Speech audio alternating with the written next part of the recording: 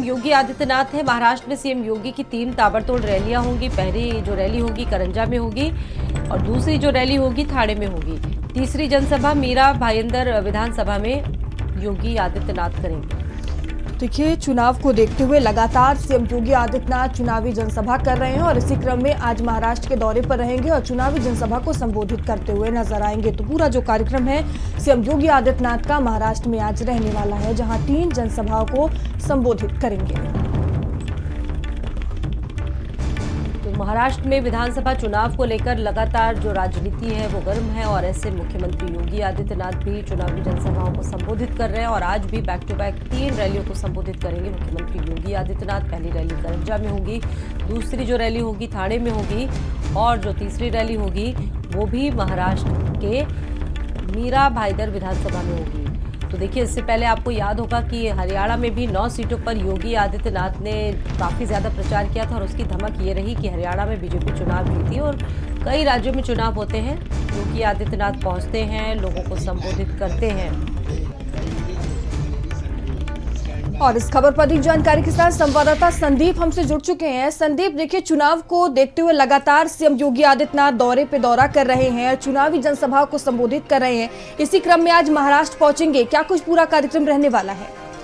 देखिए, मुख्यमंत्री योगी आदित्यनाथ, चाहे महाराष्ट्र की बात करी जाए, हालांकि दूसरे दिन का दौरा है, और अगर हम बात करते हैं झारखंड की या फिर देखिए उत्तर प्रदेश में 9 सीटों पर होने वाले उपचुनाव को लेकर लगातार मुख्यमंत्री योगी आदित्यनाथ देखिए ताबड़तोड़ प्रचार प्रसार कर रहे हैं। और देखिए, चुनावी रैलियों में आप देख सकती हैं कि किसी भी तरीके की कमी नहीं हो रही है।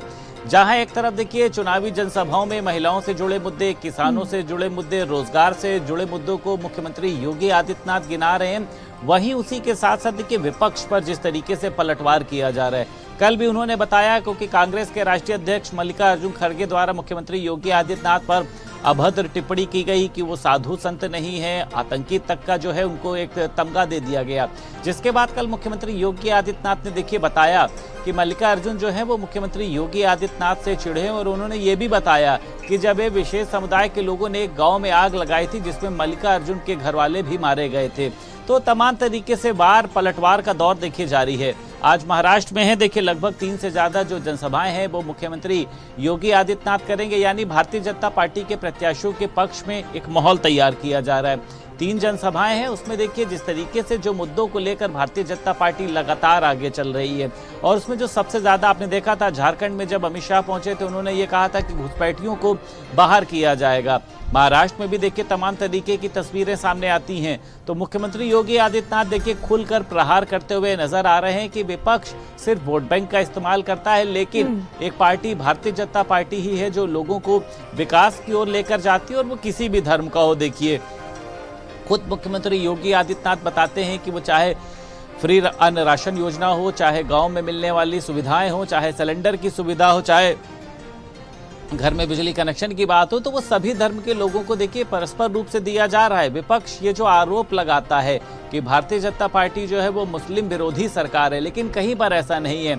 आज प्रधानमंत्री आवास योजना में सबसे ज्यादा जो मकानों का जो आंकड़ा है वो सभी धर्मों के लिए बराबर है। इसमें ऐसा नहीं है कि हिंदू को ज्यादा दिया गया है, मुस्लिम को या फिर अन्य वर्गों को ज्यादा किया गया है। तो खुद मुख्यमंत्री योगी आदित्यनाथ भी देखिए बताते हैं कि विपक्ष जो है इस समय वो तुष्टीकरण की राजनीति कर रहा है और उसी के चलते देखिए मुख्यमंत्री योगी आदित्यनाथ तमाम दौरे कर रहे हैं। अब इसके बाद देखिए मुख्यमंत्री योगी आदित्यनाथ यूपी में भी आएंगे, क्योंकि तमाम उन्होंने सीटों पर भी आप देखिए लगातार प्रचार प्रसार कर रहे हैं।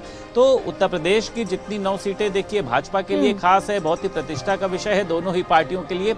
और उसी तरीके से महाराष्ट्र की अगर हम बात कर लें या फिर अगर हम बात कर लें झारखंड की, तो वहां का चुनाव भी देखिए भारतीय जनता पार्टी के लिए प्रतिष्ठा का विषय है, क्योंकि इस चुनाव के बाद ही देखिए 27 की जो तस्वीर है वो समझ में आ पाएगी कि आखिर जो जनता का देखिए वोट है वो किसके साथ है। जो भी पार्टी हो, चाहे भाजपा हो, वो चाहे सपा हो, कि किस रणनीति को लेकर, क्या पीडीए की रणनीति जिस तरीके से समाजवादी पार्टी चल रही है उसको आगे लेकर चलना है, या फिर भारतीय जनता पार्टी जिस तरीके से अपना मास्टर स्ट्रोक लेकर आगे चल रही है इसको आगे चलना है, ये देखना दिलचस्प होगा।